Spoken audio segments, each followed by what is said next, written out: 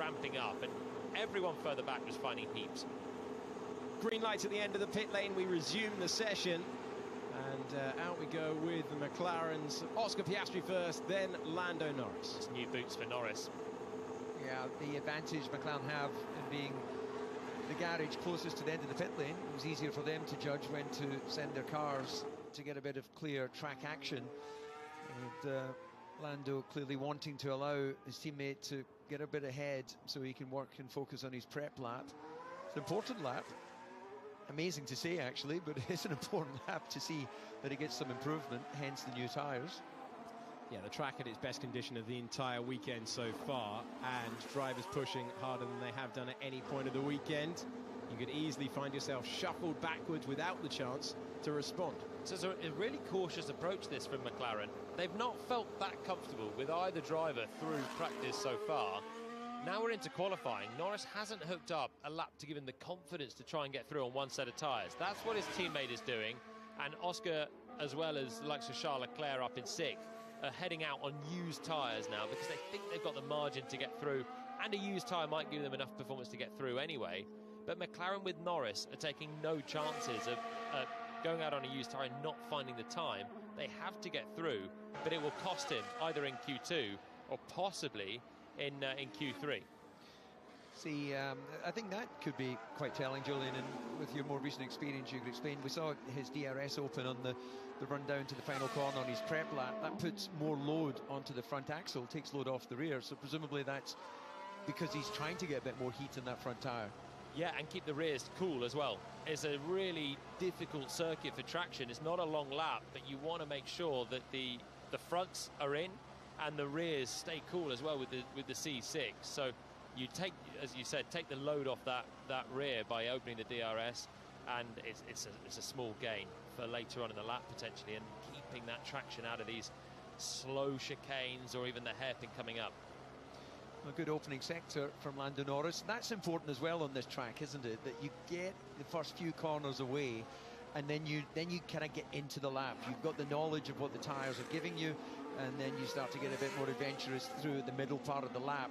And then I always found it very fun, a lot of fun I should say, coming down to the final chicane. Could you have a long time to think about your braking? You've got as much knowledge as you're going to have on the tyres and the performance of the car, and then you go, right, here we go baby, let's go, as he slides the rear a little bit too much through the first part of that chicane. It's fun, isn't it? It's a gulp and turn it in. This is what we're going with, and Norris hits the top. Norris, Piastri, Alonso, Verstappen and Hamilton, the top 5. Bottom 5, Sainz, Gasly, Albon just leaving the pit lane now, Behrman and Hülkenberg.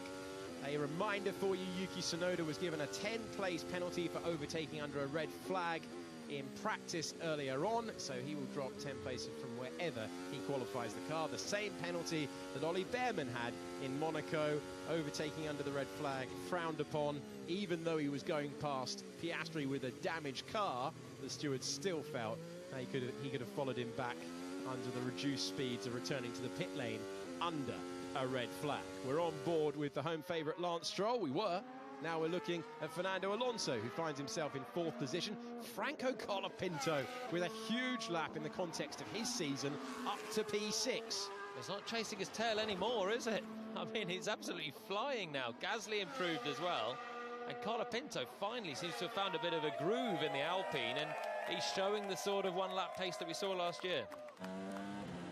He's on board with Isaac Hadjar, having an excellent rookie season in Formula One. Had good pace in Friday, caught a little bit of traffic earlier on. Slippery surface flag is out on the racetrack. We did have debris reported earlier on by Oscar Piastri that was recovered. That was at turn 8, as well as the debris that was on this part of the circuit as well. But Isaac Hadjar, who's been as high as 5th on the grid so far this season, driving with confidence, driving for the first time at the Circuit Gilles Villeneuve, looking for a time that books his place in that top 15. It's P5 for Isaac Hadjar. He's never been eliminated in Q1 in his rookie season. Tsunoda, with that penalty, goes up to 9th. He's still looking for the feel, for the grip, for the understanding of the second Red Bull. George Russell goes into 5th position. We're on board with Ollie Behrman, one of the 5 drivers currently heading out with less than a minute to go on the clock. I don't think Tsunoda's safe in 10th, which is now 11th as Antonelli moves up. Everyone behind is on final flying laps here. We're on board with Behrman coming up to the final chicane. He's got a nice distance slipstream from the cars ahead. That's Franco Colapinto. Oh no! Hanging on to it through the final chicane. Take a step back at home and in the commentary box, because he was hanging on to that car in a way he did not want to be. P11 for Behrman. Well, he let heaps of time go, but still jumps up, and Tsunoda now is shuffling down to 13th. And Tsunoda is in 13th, Hulkenberg in 12th, Ocon in real danger with the 14th fastest car, and Lance Stroll, who's only got one Q3 appearance around this racetrack, currently on the brink in Q1.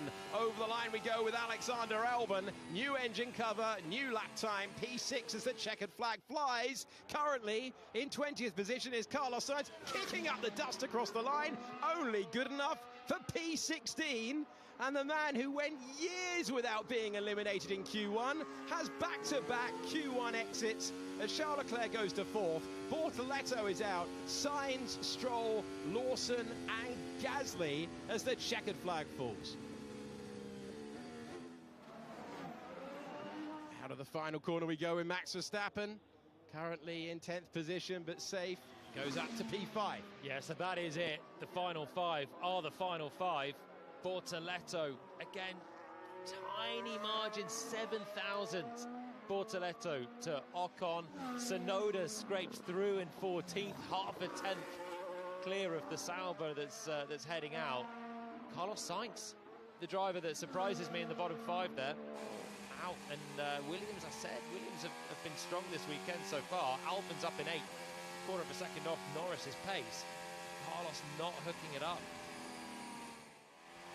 Now we're going to, I think, see where it all started to go wrong. Bit of traffic ahead as he hugs the wall, and yeah, no question, that cost him some time. Massive. That's a shambles. That is a shambles from Racing Bulls. Why did Fan try to run into me? Clay was about it. I don't know that. Well, it doesn't really matter what you think. It matters what is the reality, and yeah, maybe a little bit of... Why did Fan try to run into me? Clay was about it. I don't know that. So it's not going to help Sainz, but it may well end up getting a penalty for Hadjar. It's a slam dunk for Hadjar. It's the same as Hamilton and Verstappen in Monaco. Remember, Hamilton came out of Saint-Devote, headed up the hill, was told that Max had backed off, and then was very surprised to find him coming through and being frustrated at being held up. That is the same for Isaac Hadjar there. He thought he'd aborted the lap there, Sainz. Obviously, he had that communication on the radio. It was incorrect. And Sainz there, I mean, that was on the racing line. That's peak frustration when tiny margins, 200ths, would have seen him through. Yeah, the other thing is, if you're going to be driving slowly anywhere, you really don't want to be doing it through turn 5. It's a high-speed, blind corner. You know what it's like in the cockpit. You commit to it. It's a little bit like the tunnel in Monaco. You commit to it because you know it can be taken flat, but you can't actually see your exit until you arrive at the apex. Well, Q2 will start at 33 minutes past the hour. That's in about 5 minutes' time. Bortoletto, Sainz, Stroll, Lawson and Gasly with a 5-4. What the hell just happened? I have no idea. Confusion for Liam Lawson, but it was his teammate involved in a key incident that decided one of the bottom 5. Carlos Sainz running in the top 3 in practice yesterday. What the hell just happened? I have no idea. I think he's going to be penalized, Ajar, because was right in the middle. Check it out, the lap with Sainz. The sector, they were not great, we need to be honest. And in fact, he was the last one to try to set the lap time, because it seems that they were not, he was not so confident. We saw immediately, he lose the rear in the middle between 1 and 2, and then... Look at the impeding. I know. It's I know. incredible. That's P17. What the He had to put the brake, and he was in front in the racing line. He's going to be penalized for Surajar, but the sector of the Williams of Sainz, they were not special. And strange, because yesterday they were the quickest. Today both of the drivers struggling until the end to find the lap time. Sainz was not very lucky, but seems that his Williams was not perfect on the balance, and more or less everyone, they were suffering with the rear grip in the last part of the track, in the last sector, last chicane. Sainz was suffering with the rear also in the first part of the lap. Not a very good day for him. Thank you, Davide. Carlos Sainz, out of frustration, running it over the grass towards the end of the lap. He knows that his chance is gone, and that is going to be a weekend ruiner for Sainz and a 3-place penalty for Isaac Hadjar. Well, it's one of the most frustrating impedings that you can have, because actually Hadjar was kind of almost impeding through 3 and 4 even. With the dirty air there, sitting on the racing line. That might have been a complaint on itself before then driving on the racing line at reduced speed into turn 6. It's a bad one from Hadjar, and he has to take a little bit of that on the chin as well, even if he's been told the wrong information. Look behind you, and if in doubt, jump out of the way of the car behind. Well, as we saw local hero Lance Stroll take a walk to get weighed, we've got Franco Colapinto, who's so excited by Formula One, he's taking a snooze in the cockpit. Yeah, if you ask him later on, he'll be like, I was visualising the lap. Don't worry about that. He's very comfortable in the car.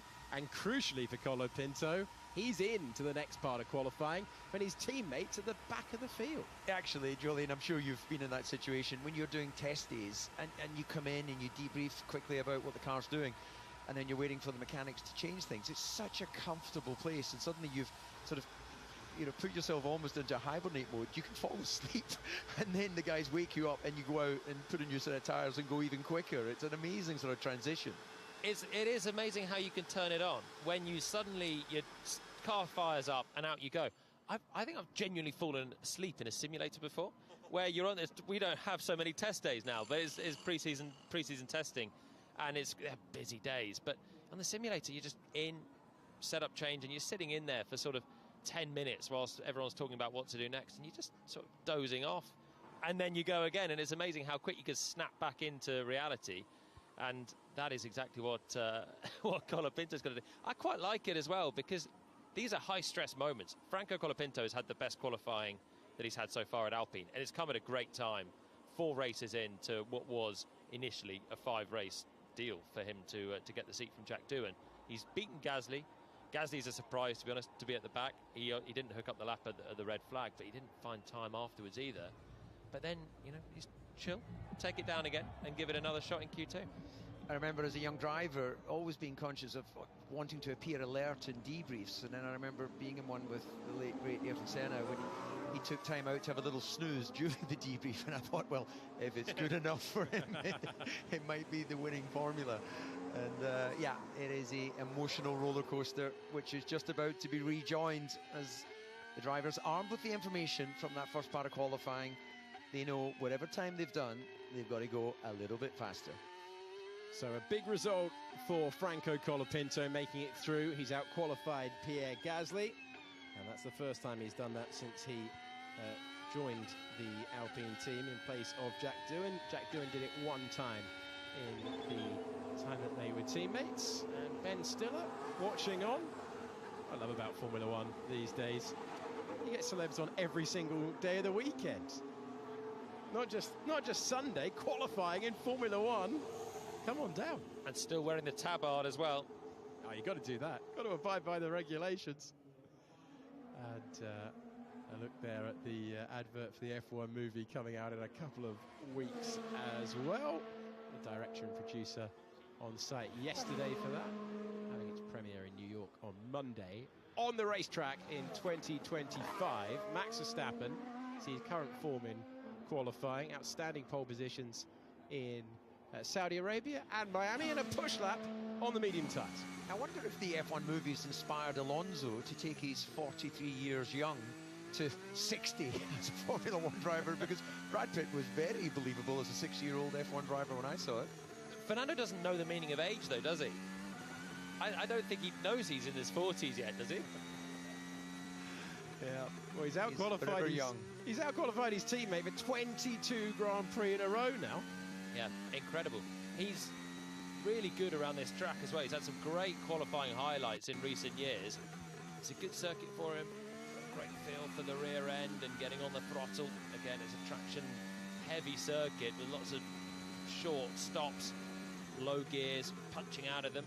This is probably the biggest of them all with Max Verstappen. And I saw at the end of Max's outlap a groundhog about 1 metre off the racing line coming up here. So let's hope as we ride on board we're not about to find him scurrying across the track. We've had a clean weekend so far with the groundhog watch. Let's hope that continues. He's still there. He's still there. We passed it in a flash, but I'm sure he's there in the braking zone.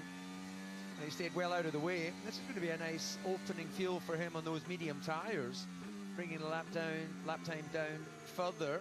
So nothing wrong with the mediums. Best lap of the weekend, that was, from Verstappen.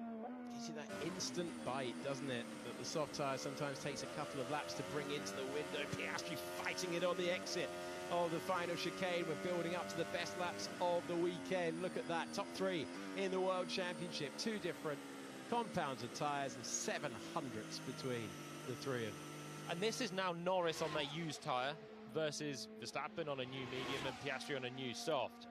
And he looks like he's got away with it with great used tyre performance then. Lando carried on from the end of Q1.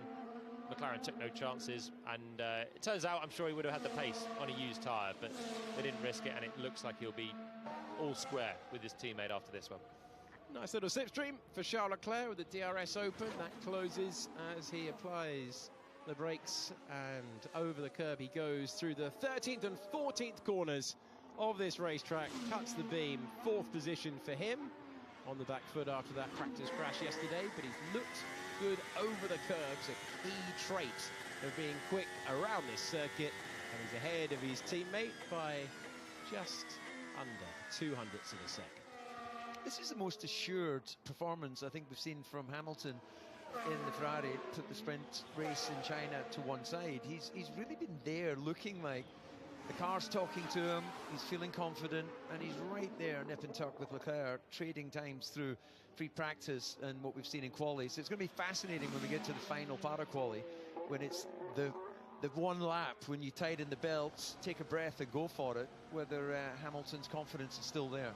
I was wondering if Ferrari could be in striking distance of pole position. They're not far away on these early laps, and they're on used tyres as well, both Leclerc and Hamilton. So is Norris for benchmark. The used tyres are pretty useful, but you're right, Hamilton and Leclerc evenly matched. Of course, Leclerc missed a load of running yesterday, so Hamilton has had the time to dial in that car, and really sort of theoretically should be the stronger driver this weekend. He's brilliant around this circuit as well. So many great wins, including his first. We have seen a bit of a contrast between the 2 Ferrari drivers. Hamilton with the all-time win record around here, joint with Michael Schumacher with 7. Charles Leclerc not been on the podium here since 2019. So Hamilton will be hoping at one of his very best circuits that he can continue the run of being the lead Ferrari on the grid. That was the case at the last Grand Prix in Spain. Yuki Tsunoda will take a 10th-place penalty for overtaking under a red flag during the final practice session, but he's still competing in this qualifying session. He's made it through into Q2 after the disappointment of being 20th and last time out in Spain. 9 minutes to go in qualifying. Verstappen setting the benchmark on that medium tyre. It's the soft tyre for Tsunoda at the start of Q2. Lap looks tidy, but I wouldn't say particularly using all of the available road. There was still some margin to some of the exit corners where you have to get close to the wall when it all really counts. So see tidy enough through the final chicane, but this really looks like a build lap rather than a full-on attempt. It's a bit what happened to him in Barcelona, wasn't it, where we saw the lap and you didn't think anything was wrong, but you just thought it's not quite absolutely at the limit, and the limit is tough when you're up against Max Verstappen, who's up to the limit every single time, and that's the case again. Bit margin in the final chicane for Tsunoda. 10th position for Isaac Hadjar, who will have that impeding investigation after qualifying. Here's George Russell, a contender for pole position today on the evidence of practice so far, trying to get that wide as possible turn in as he makes his way through turn 8. He crashed on the exit wall of 9 a couple of years ago in a season that was categorised by a few driving errors. Strong campaign last year with 2 wins, and it featured 4 pole positions, including at this circuit 1 year ago. Ocon has been noted for failing to follow the race director's instructions. That's rejoining at turn 12. The drivers have been told if they skip over the chicanes, they've got to rejoin at the place beyond the painted curb. They've been told that before the start of the weekend, as Russell moves up to P6 at the moment on the soft tyre. Antonelli on new tyres here, coming through behind. Couple of tenths down on Russell in Q1. He was hustling it through that final chicane, drives towards the line in about as short a distance as possible, and jumps up to 8th place as well. Yeah, I suspect he'll be a little bit disappointed with that run if it's a brand new set of tyres, but as we know, fresh is one thing, balance is absolutely critical on this racetrack. As we join Franco with a little bit of show voting on the exit of the chicane, scoops it up nicely, but that will have cost him initial getting to full power. It's a nice drift. What he needs to do is not crash the car now, Colapinto, because how many times have we seen him? But we've seen him so many times get through Q1, and it looks like, great, this is his best qualifying ever, and then you do something, trying to do something special, and he puts it in the wall. Imola, he was going really well, and then crashed. Vegas last year, he'd out-qualified Alex Albon. Well done, brilliant. Smashed the car up, and all of that hard work is undone. So here's a question. Should the team, should his engineer remind him of that and say, great job, but please don't crash. Yeah, please don't crash. Or is it a little bit like, you know, don't mention it and hope it doesn't become an issue? Don't say the C word. Definitely. Yeah. Please don't crash now. The condescending nature of that. No good instruction to give. Once you're in the rhythm, you don't want to think about it, do you? You want to think that you're invincible today, and you can put the car where you want it, you can get right up to the barriers, and it's just your day. As soon as someone mentions that something might possibly go wrong, it probably will go wrong. Yeah, well, we've discussed this before, haven't we? Especially in something like Monaco. It's about feeling you own the racetrack. When you've got that feeling, you feel invincible. It's a question of I will extract whatever performance this car is capable of doing. In contrast to that, there's some days where you think, what is going on? When I turn, the car doesn't turn. When I brake, it doesn't slow down. And you feel so disconnected that it's inevitable the lap time just doesn't come. Fastest middle sector so far for Charles Leclerc. New set of the Pirelli soft tyres on that car. And looking to get rid of a really weird qualifying record. A driver with 26 career pole positions hasn't started higher than 10th at this circuit since 2019. Seems almost impossible. That's his aim, and that time will go a long way to securing it. It's a 1:11.626 for Ferrari, who are fastest in a weekend where that man's future has been publicly questioned in the Italian media. A coordinated publication from the 2 sports papers in Italy and one of their most respected journalists on the same day, leading to Lewis Hamilton and Charles Leclerc having to give public backing to Fred Vasseur, who would absolutely love Ferrari to be at the front of this weekend of all weekends. This is only Q2 though, and we're booking our top 10 for the pole position shootout. Alex Albon will want to be part of that. His teammate got impeded in Q1, good enough for the 7th fastest time. Applause from the team, and crucially, he's using the medium tyres.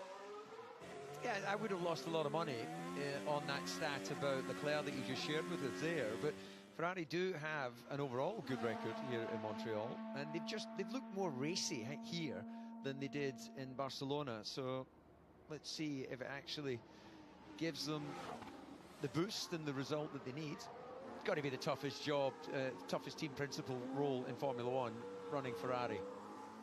Absolutely. Fred Vasseur was saying earlier to the media this weekend he expected this when he took the job.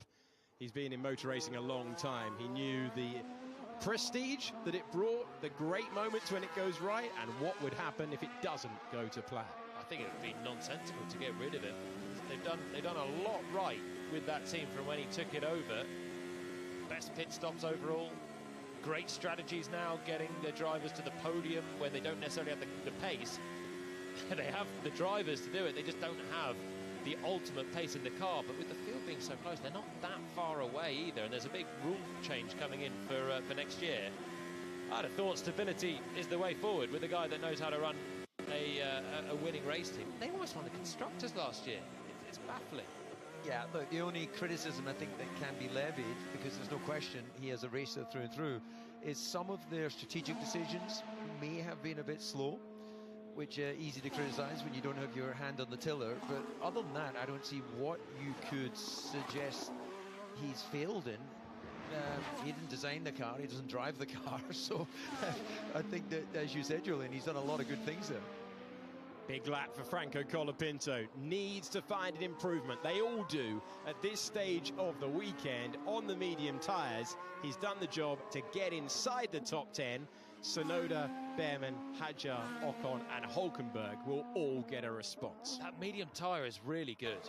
Albon is in danger in 7th, but he's done a great lap. That lap that he did, had he not made a mistake at the final chicane, would have put him right up there with Leclerc and Verstappen. It was that quick in the Williams.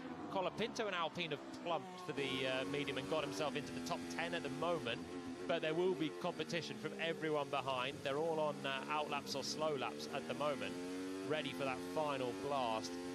Everyone ahead on the bottom end of the top 10 from Russell down, so 6th down to 10th is on the medium tyre as well.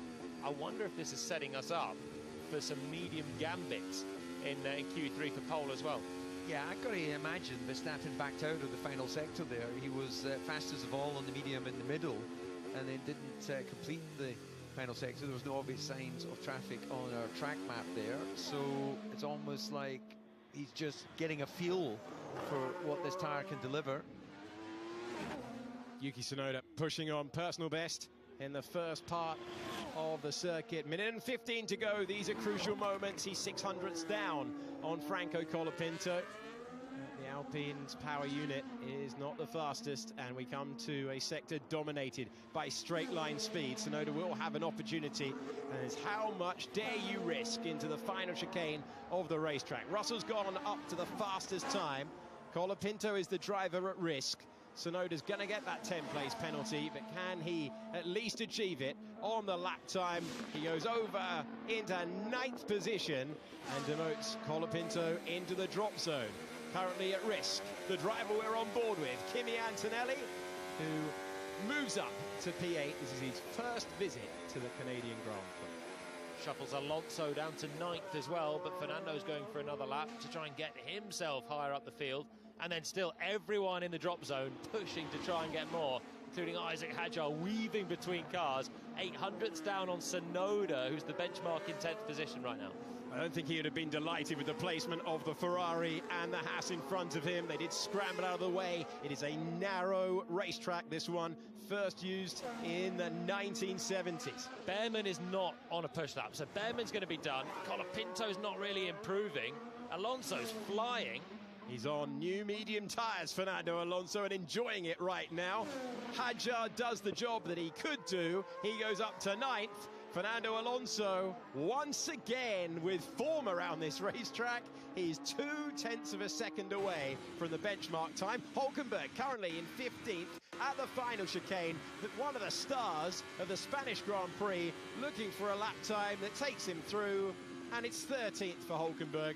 He gets past the Haas pair, Behrman and Ocon, 14th and 15th.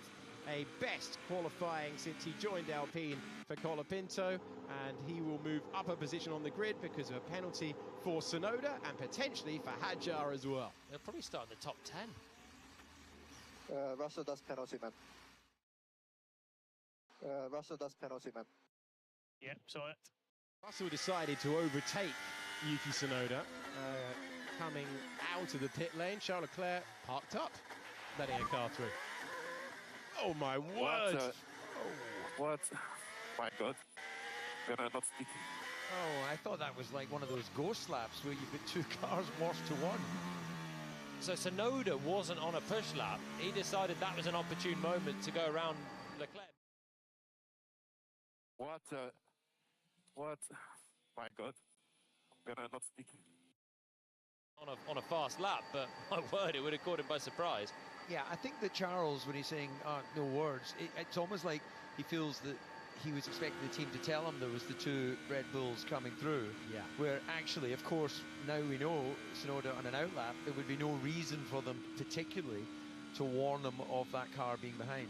Maybe, but he must have been able to see Tsunoda just behind him, because when you are jumping out of the way and you're almost pulling to a stop, you're only looking in your mirrors there. And then he would have seen the one Red Bull. Max flashes past, and then he would have been, I think, just surprised that Yuki maybe chose that moment to sweep around before the corner. Oh, mate, sorry for that. It should have been Q3, maybe. I'm sorry. Well, Franco Colapinto has got a couple of cars ahead of him with Hadjar and Tsunoda that could... Oh, mate, sorry for that. It should have been Q3, maybe. I'm sorry. Confidence in him delivering when he needed to. It's Hadjar, Antonelli, Albon, Hamilton, Alonso, Piastri, Verstappen, Leclerc, Norris and Russell are top 10, and the top 4 were separated by 0.06 of a second. It is going to be a box office top 10 shootout for pole. 4 different cars as well, separated by little over than half a tenth of a second. Different tyres in play as well, some on the medium, some on the soft. How on earth do we call this? Great job from Colapinto, though. I think he can be chuffed with 12th. It's his best by far that we've seen of him in Alpine.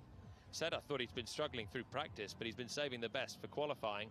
That's when the first part of it counts, and Tsunoda will start behind. Unless Hadjar can get in the top 9, then he'll start behind as well. And yeah, Colapinto's gonna be looking at some points when he lines up on the grid tomorrow. Really looking forward to the attacking laps with hardly anything between multiple teams, multiple drivers. So far this season, it's been Piastri, Verstappen and Norris on pole. Charles Leclerc back in the battle like he was in Monaco. Oscar Piastri slightly on the back foot for the context of the championship. And Fernando Alonso just swinging for the fences and seeing what he can do out there. Let's get another update down in the paddock with Davide Valsecchi. Interesting how, for another time, Hadjar is in front of Tsunoda. Tsunoda that he hadn't has the best of his qualify, but again, Hadjar is surprising. Again in the Q3, very important qualify for him. Probably is going to get a penalty at the end of the quali, but let me say, Racing Bull is doing a very good job with him and is surprising. Very important quali for Colapinto, as Jolion and DC just said. Also because at the end of the last week in Monza, Alpine was running in Monza with a young driver, with Victor Martens and with Mick Schumacher, and they get scared thinking about, he has no more time. Colapinto with this quali, I hope is going to secure his place for the next few races and can show his quality. Back to you. Thank you, Davide. We are all set for an exciting time of it. Press the wrong button in the commentary box. Sorry about that. If you heard that at home, I didn't think that would happen when I pressed that button. Anyway, on we go. And the crowd are looking forward to this one. We're looking forward to this one. Hadjar, Antonelli, Albon, Hamilton, Alonso, Piastri, Verstappen, Leclerc, Norris and Russell. And it really is going to be a superb lap that secures the 10th pole of the year. McLaren don't have one in these parts since 2010 with Lewis Hamilton. That's how long it's taken McLaren to fight back to be in a position of being competitive week in, week out. When it comes to one lap pace at every circuit we go to. They are the reigning Constructors champions, but this is a circuit that requires good curb riding, good mechanical grip, something the Ferrari has always had in recent years, even when the car hasn't worked at high speed, long corner circuits. And they're having fun on the St. Lawrence Seaway, but we're about to have a lot of fun on circuit in a few moments' time. Yeah, the banana boat is out there, splishing and splashing its way around. And, well, Hadjar there, full focus, looking at his data, trying to understand where the opportunities lie. This is, we talk about it so many times, so this is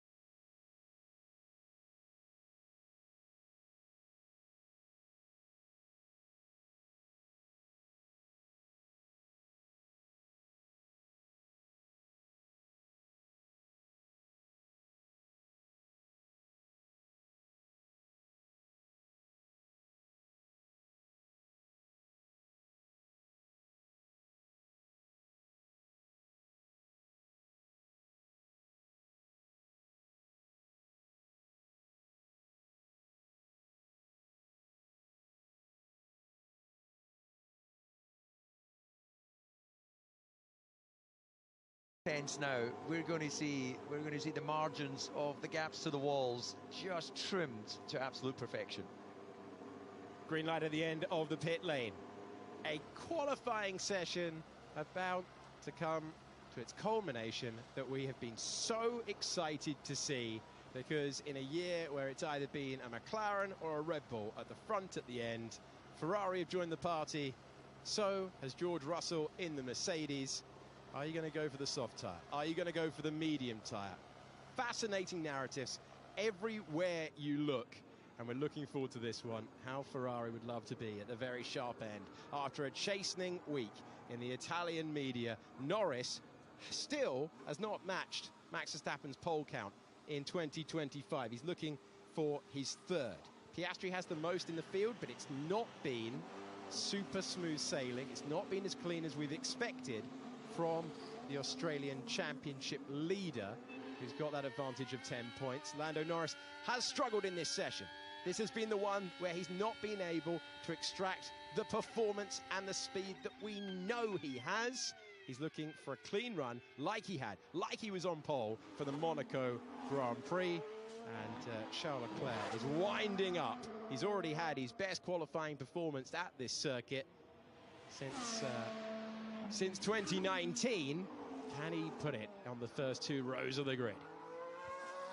I realised we didn't actually answer your question, Julian, about who we were going for. Oh yeah, and sorry. I thought, were you not just sitting on the fence? That's my fault there. I was going through the narratives. I think George Russell's going to bring the heat in the Mercedes later on. He's looked confident so quickly in this session, and did it last year. I think he might do it again. Max looked great in Q2, had a good lap that he couldn't put on the board. I think it may well be him. Charles Leclerc was a little bit twitchy coming through the first couple of corners there. Looked like he had to make a correction between turn 1 and 2, and that's cost him a bit of time. Norris is quicker in the first sector. Crucially, they're all on the soft tyres, so the medium tyre gamble earlier on. Everyone's using the soft at this stage.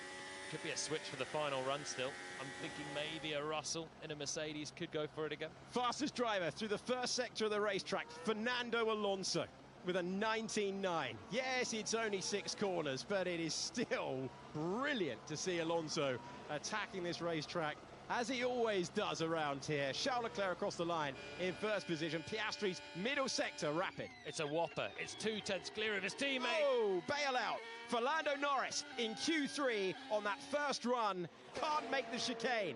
Piastri, he's had similar moments in practice. Now, under the pressure of Q3, it's perfect through the chicane. And that middle sector might well have set up an excellent lap to take him to the front of the field by 4.5 tenths of a second. It's absolutely massive, that lap from Piastri, but Verstappen is 2 tenths up in the first sector. He's hanging on to it in the middle, so the track is getting better and better. Alonso's lap is decent through to the end as well, to go almost matching Leclerc. But what about Verstappen then? DRS open, trying to minimise that distance on any of these kinks in the straight, and now it's 2 corners to go. He said he was very happy rolling out of the box for practice yesterday. They didn't go the right way with the setup, but Red Bull always improved the car.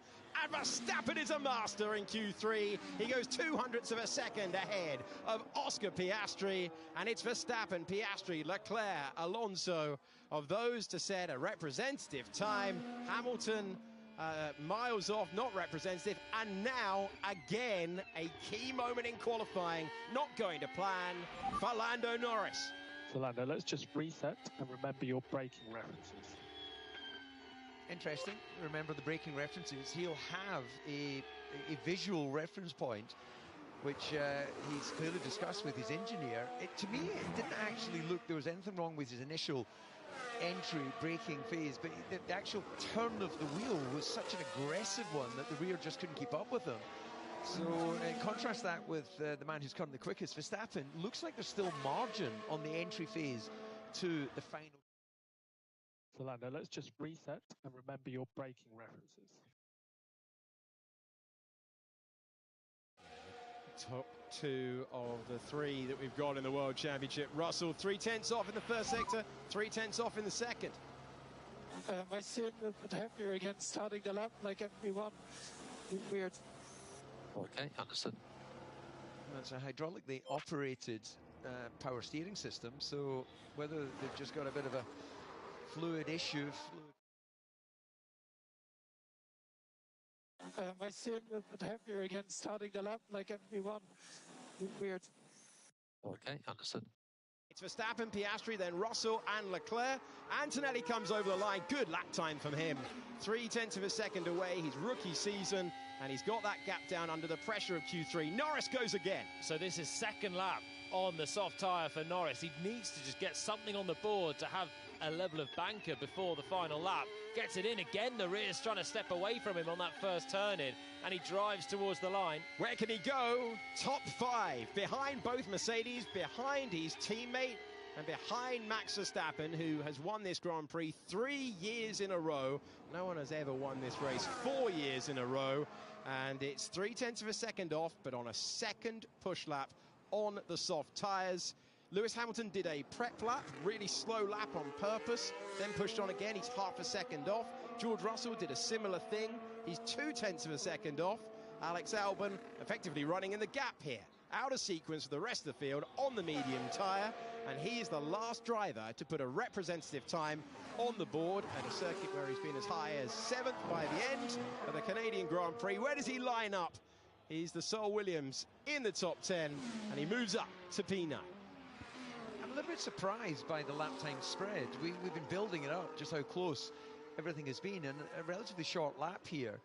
And that sort of gap that we're seeing, especially to the Ferraris, it feels like there's more to come from both of them. Alonso will be pretty happy overall with that, and this man Norris has just put a bit more pressure on himself going into what will be his final chance to take the pole. So, Hamilton was on used tyres, and Leclerc, I think he made a mistake in the first sector. I think he got a little bit snappy coming through turns 1 and 2 and cost himself time. Whether it's 0.4, I doubt, but there certainly could be a couple in there for Ferrari to get closer to the mix. I don't think Russell maximised what he could do either. Verstappen's first sector is monstrous. It's 0.2 quicker than anyone else. Piastri can get it back with a whopping sector 2 and 3 and just about get back to Max's pace, but the Red Bull in the first sector is clear of the field, and that's what everyone else has got to work out. How do we find the time there? Well, I'm just trying to figure it out. There's not much really to sort of build that first sector performance, other than maybe 3 and 4. Yes, they're breaking into 1, but 2 is such a low-speed hairpin that I can't imagine there's much difference between them all there. 3, 4, definitely. And then you've just got 5, which is flat out. So yeah. What do you think he's delivering that lap time? Oddly, you'd say that's the sector that's most about curb riding, coming through 3, 4. It's a clumsy bounce over the right and the left, get close to the wall on the exit. It's quite bumpy coming into turn 1 as well. Naturally, you'd say the Red Bull wouldn't thrive there. But however he's done it, Max has delivered a serious sector time. And then around the rest of the lap, he's hanging on. He's done a decent middle and just about kept top spot in the final one. But I still think he's going to need to improve. Yeah, totally agree. This is not over. Mercedes, well, 2.5 tenths is quite a lot to find, knowing that you've got to expect your opposition to improve as well. But the McLarens have got to feel that they're in with a chance against Verstappen. So Hamilton 0.2 of a second off in that first sector. Looks like miles if you consider how close we're expecting it to be across 2.7 miles. But Verstappen was absolutely mighty in that first part of the racetrack. It's as good as anyone else, Hamilton's first sector. Alonso's actually fractionally quicker on his medium tyres here, putting a lap together. Yeah, Alonso's gone for the medium at the end. We've seen Aston Martin do that time and time again when Pirelli bring the softest compounded tyres. Lewis Hamilton chasing a 7th career pole in Montreal. No one's ever managed that in the history of the race.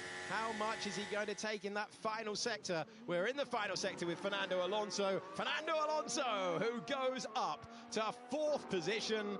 Everyone will need a response. Hamilton finds himself in P8 at the moment at a circuit he adores, and he climbs up to 4th on the grid.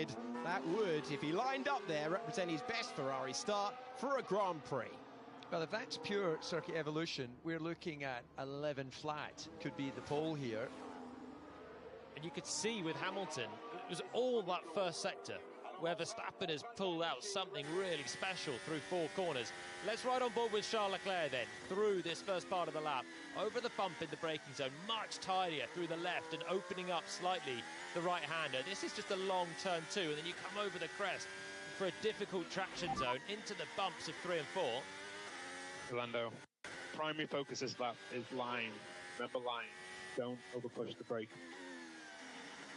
Lando Norris getting instructions. Charles Leclerc nearly drops it into the wall. The first sector was sublime. The grip fell away. The lap fell away. And Charles Leclerc will not improve in his quest for a 27th career pole.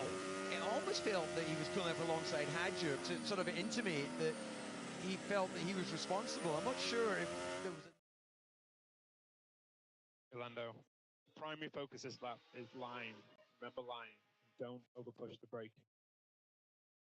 Business in the first sector, but we have seen from the Scarlet Ferrari that you have to put it together all the way through. Piastri and Norris getting closer. Verstappen quicker still on the medium. Russell switches to the medium as well, so this is it. Change the tyre and see what happens. Leclerc was on an absolute belter, but he'll be bemoaning that dirty air. Middle sector has not worked for Lando Norris, who's in the left-hand side of your screen. Oscar Piastri trying to take it away from Max Verstappen, who is improving further. The McLaren's on the back foot. Piastri looking for a mighty final sector and finding it. Fastest of anyone so far. Lando Norris has been chasing it all the way through the lap. Can he improve at the end and be competitive? No, he can't. Verstappen and Russell tied for a time last year. They're still in the battle for pole position. Verstappen looking for the fastest time. Yes, by 600ths of a second. Over to George Russell. Armfuls of oversteer. Can he take it away at the end? He does take pole position with the clock at 0. Russell takes it away. It's Russell and Verstappen again on the front row. They've gone past the McLarens. Piastri is 3rd. Antonelli is 4th. Hamilton P5. Alonso in 6th. Norris in 7th. But put on the medium tyre. Send it and look for the lap time. It's pole position for the first time this season for George Russell. absolutely brilliant, and you can tell how much it means when he's punching the air as he goes through that first sector, 4 and 5. There are no fans, no grandstands there. That was a pure celebration to himself. What a lap. Switching to that tyre. I thought they might do that right at the end. Come on! Come on! Talk to me. Talk to me. Yes, George, yes. That's pole. What? Yes! I tell you what, he is pumped up. 8 metres between George Russell and Max Verstappen for the start of the Grand Prix tomorrow. Sign me up. Yeah, Charles Leclerc had already lost his performance. Come on! Come on! Talk to me. Talk to me. Yes, George, yes. That's pole. What? Yes! Isn't it, for Leclerc? I think the distraction as much as anything, coming through turn 5 and seeing a car slow on the racing line. When Hadjar held up Sainz earlier on, I said the dirty air through 3 and 4 might have been something on its own, and then he had the big one. But I don't think Hadjar. This guy, come on, this dirty air.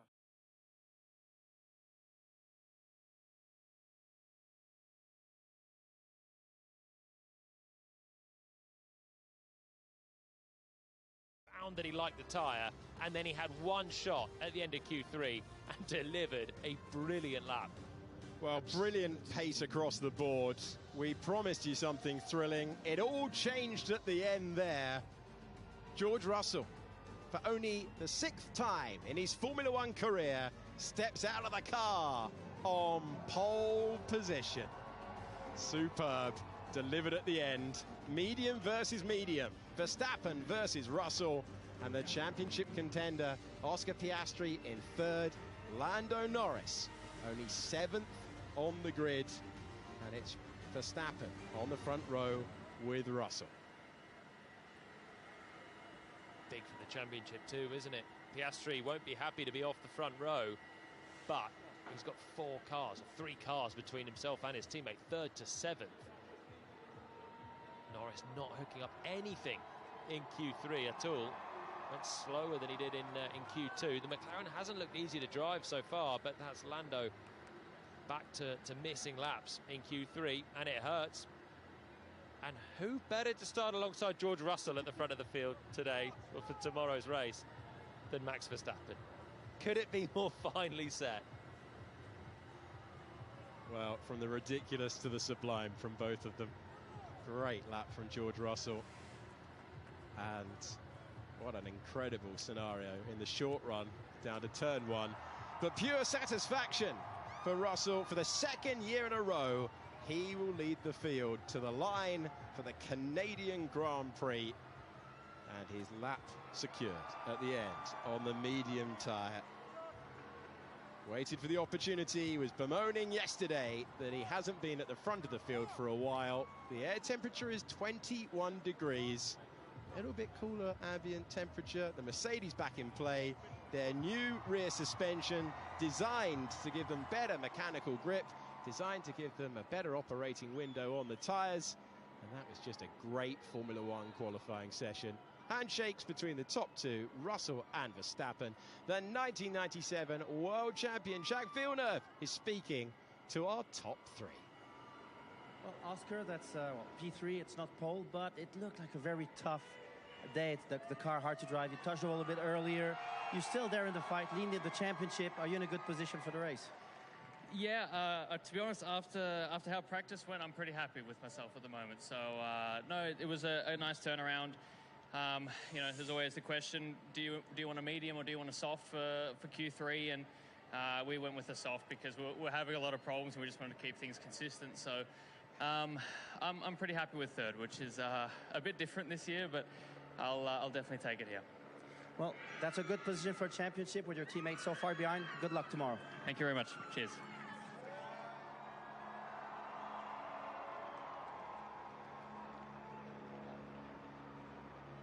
You almost had it there. That was close. But, you know, on the tough track to drive in qualifying, just like Suzuka, take wing off, be quick to have top speed. But you were also quick in the corners. How do you manage that? Yeah, I think I felt quite good all weekend. The car actually was in a good window. I mean, this track is quite cool. It feels a bit like a bit of a big go-kart on the curbs. And then, of course, you have the long straights, heavy braking. You need to be quite efficient on the straights, which I think we are in general. Yeah, so overall, I'm very happy with qualifying. I think the car was, again, working quite well. Then, of course, the tough choice was the tires, which one to use. But I think we did the right thing. Now, seeing the layout, turn 1 and 2, is it actually a good thing to be P2, to be on the right side of the track? I mean, I would always pick P1. You just start a little bit more forward. But it's fine. I mean, we'll see what we can do tomorrow. I'm already very happy with what we achieved today, to be on the front row, and hopefully tomorrow we can have a solid race. Well, have fun tomorrow. Good luck. Thank you.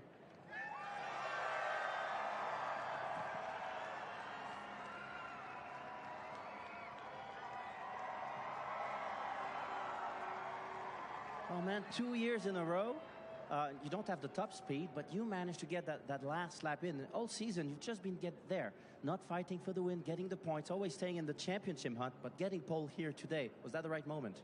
Yeah, today was awesome in front of this amazing crowd as well to get the pole. I mean, to be honest, that last lap was probably one of the most exhilarating laps of my life because on my steering wheel, you've got the delta, and I just saw every corner I was going 1/10 quicker, 1/10 quicker.